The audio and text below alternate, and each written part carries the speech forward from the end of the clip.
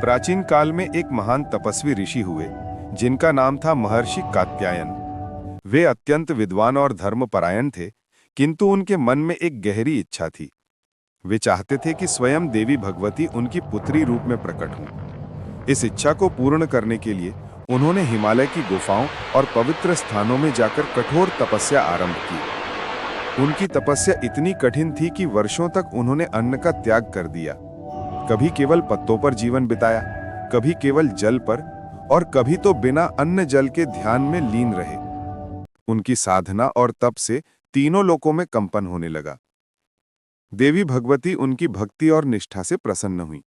उन्होंने प्रकट होकर कहा, ऋषिवर, मैं तुम्हारी तपस्या और आस्था से अत्यंत संतुष्ट हूं। तुम्हारी यह इच्छा अवश्य पूर्ण होगी। उचित समय आने पर मैं तुम्हारे घर पुत्री रूप में जन्म लूंगी।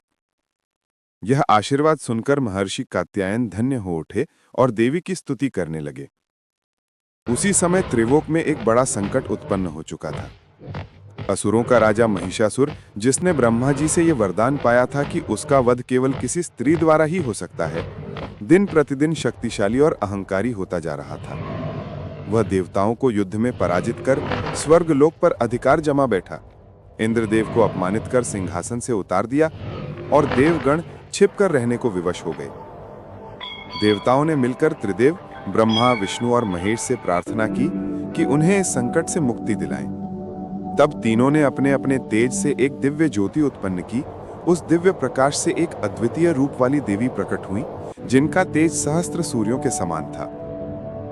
वह दिव्य शक्ति आगे चलकर महर्षि कात्यायन के घर पुत्री रूप में जन्मी। महर्षि कात्यायन अत्यंत प्रसन्न हुए और उनकी पुत्री का नाम पड़ा कात्यायनी। मां कात्यायनी का रूप अलौकिक था। उनकी 4 भुजाएं थीं। एक हाथ में कमल पुष्प सुशोभित था, दूसरे में खड्ग यानी तलवार थी।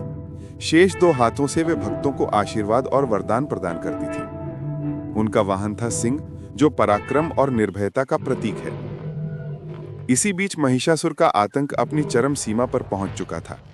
धरती, आकाश और पाताल तीनों लोग उसके अत्याचारों से त्रस्त थे। देवगण निराश होकर मां कात्यायनी के चरणों में पहुंचे और कहा, हे जगदम्बे, यह दैत्य महिषासुर हम सबको सताकर धर्म और सत्य का नाश कर रहा है। आप ही इसका अंत कर सकती हैं। देवी ने आश्वासन दिया, देवताओं, चिंता मत करो। उचित समय पर मैं अवश्य इस अत्याचारी का संहार करूंगी। महर्षि कात्यायन ने सप्तमी, अष्टमी और नवमी इन 3 दिनों तक अपनी पुत्री कात्यायनी की विशेष पूजा अर्चना की। उनकी साधना और तप से देवी प्रसन्न हुई और दशमी तिथि को उन्होंने अपने सिंह पर आरूढ़ होकर महिषासुर को युद्ध के लिए ललकारा। युद्ध आरंभ हुआ। महिषासुर कभी भैंसे का रूप धारण करता, कभी हाथी का, कभी सिंह का और कभी मनुष्य का। उसकी माया से देवगण भी भयभीत हो उठे, किंतु मां कात्यायनी निर्भीक भाव से हर प्रहार का उत्तर देती रहीं। उनका तेज देखकर स्वयं महिषासुर भी विचलित हो उठा। अंततः जब महिषासुर भैंसे के रूप में प्रचंड गति से देवी की ओर बढ़ा, तब देवी ने अपने पैर से उसका सिर दबाया और खड्ग से उसका वध कर दिया।